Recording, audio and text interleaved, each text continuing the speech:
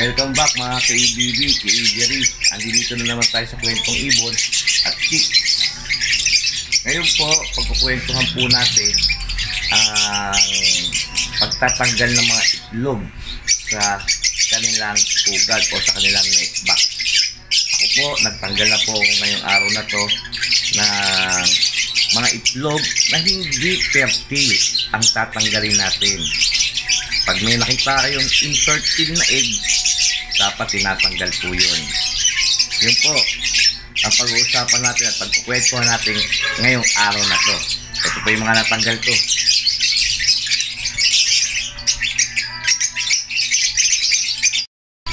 Okay guys, ito po yung mga natanggal kong itlog sa aking aviary. May 11 na pirasong itlog ho to, pero kita mo sayang to. Di kung fertile ho to, meron tayong inakay na o may mapipisa tayong itlog na 11 pa. Buti na lang po gumagamit po tayo ng vitamins at probiotic at kinukondisyon po natin maigi ang ating mga breeder ho natin. Kaya sa dami ho nating paitlog, 11 lang po ang infertile, pero sayang pa rin ho. Pero kung hindi ho tayo gumamit ng probiotic, yung ADB Pure Organic Probiotic, baka mas marami pa rito. Ayun po, dami. Ngayon po, pag-uusapan po natin kung bakit natin tinatanggal mga infertile na eggs sa ating pugad o sa ating nest box. Kaya panoodin nyo po to at makinig po kayo. Magbibigay ako ng mga importante para malaman po natin kung bakit importante po yun.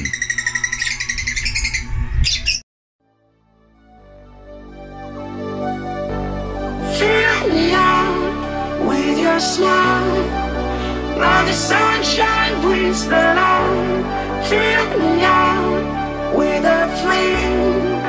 I will let you in this game. Take me out when I'm down. 'Cause with you I'm safe and sound. I'm safe and sound. I'm safe and sound. I'm safe and sound. I'm safe and sound. I'm safe and sound. I'm safe and sound. I'm safe and sound.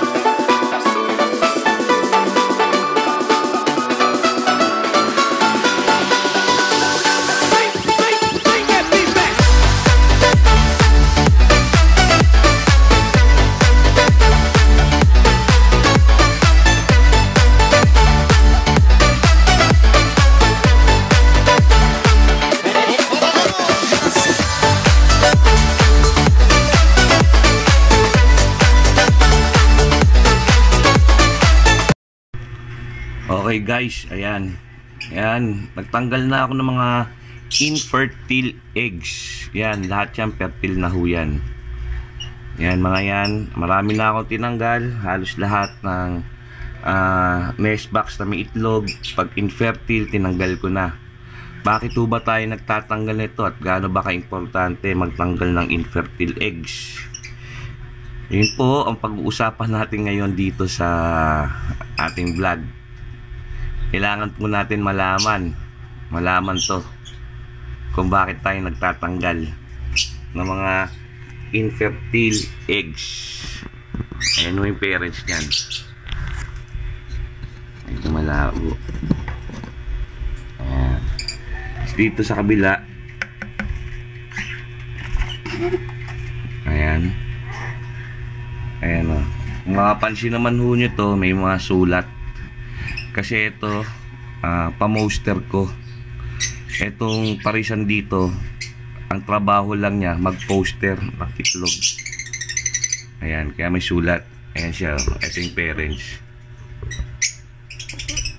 Ayan, ang trabaho niya, mag-poster ng itlog.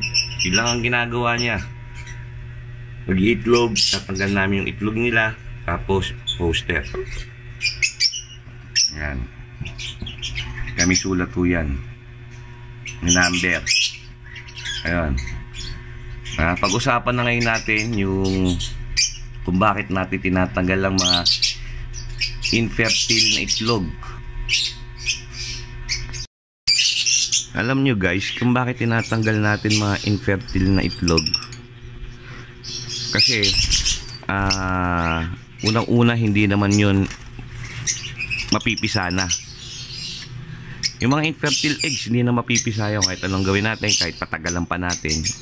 Ang pagtatanggal nga pala guys, pwede na yung mga 7 days, 1 linggo pag ineg-candling nyo ng pagdating na 7 days sa huling itlog nila. Kunyari may 3 huling initlog, bimilang na kayo ng 7 days doon.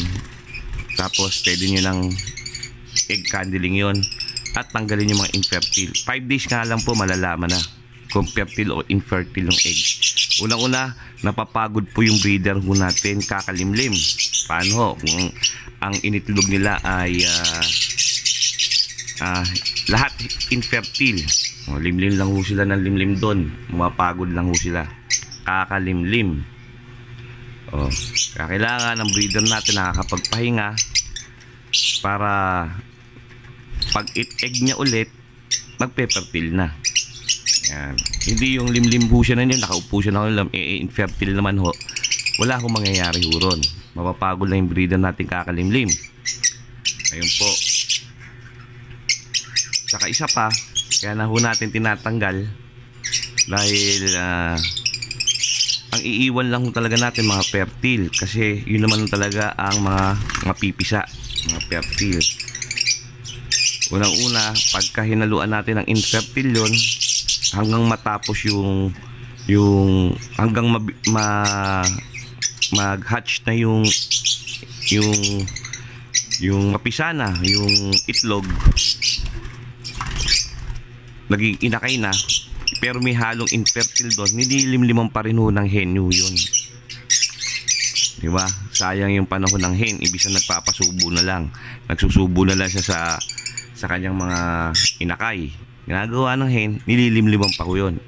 Kaya nagdodoble kayo yung hen o yung breeder natin kakalimlim. Yan, gaya ako guys, nagtanggal na ako ng mga infertile. Nalaman ko na may 11 11 eggs ang infertile sa mga breeder ko. Medyo marami-rami, pero maganda na yon. Sa dami ng nag-fertile, maliit na bilang na lang yun, pero sayang pa rin, diba? At nalalaman po natin kung sino yung mga nag-iitlog ng infertile. Unang-una, ang mga nag-iitlog ng infertile, yung mga first clutch, yung mga bagong pares. Yan po yung mga nag-iitlog ng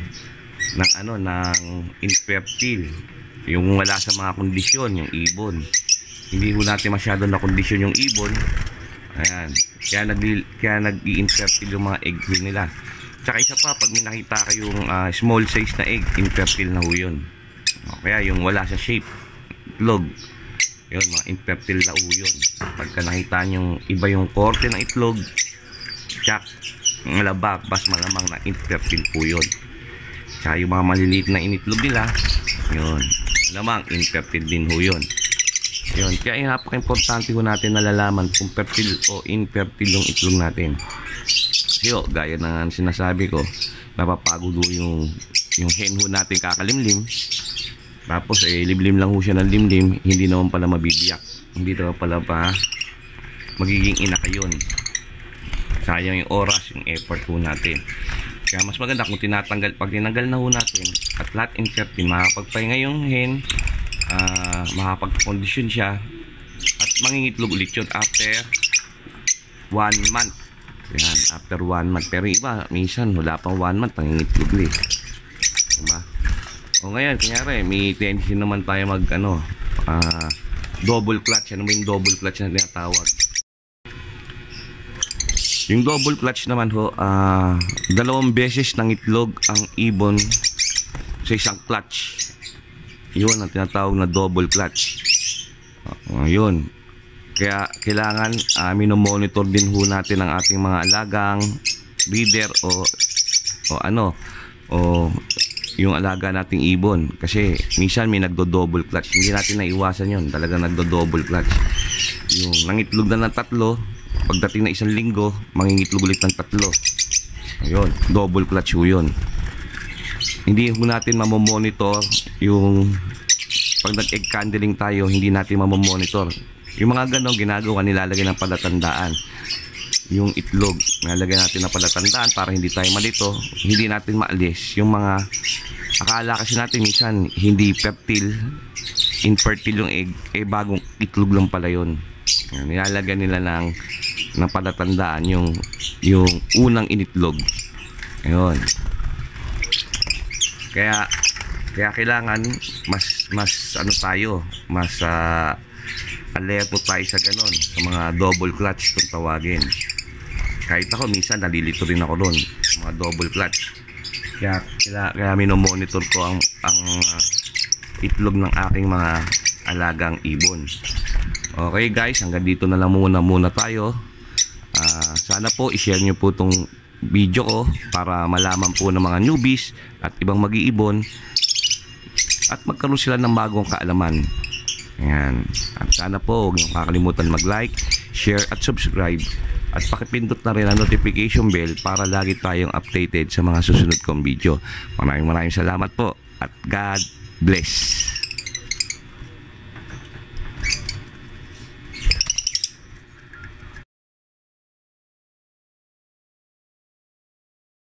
Thank you.